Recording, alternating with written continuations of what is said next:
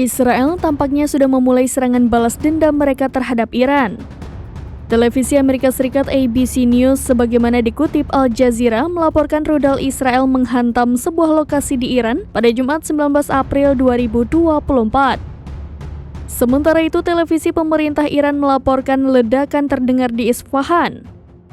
Semua penerbangan menuju kota Teheran, Isfahan, dan Shiraz di Bandara Barat, Barat Laut, dan Barat Daya telah ditangguhkan sesaat setelah terdengar ledakan. Hal itu disampaikan Direktur Hubungan Masyarakat Iran untuk sebuah perusahaan bandara.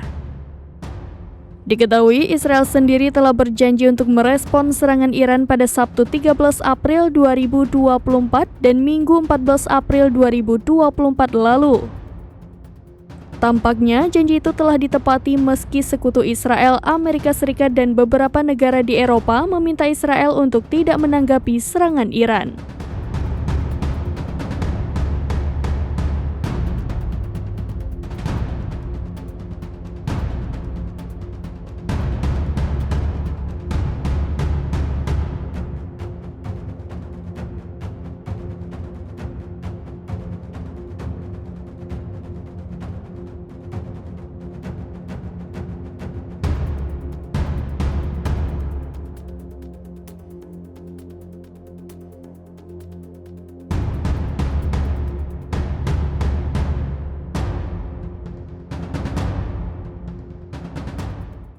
Download Tribun X sekarang, menghadirkan lokal menjadi Indonesia.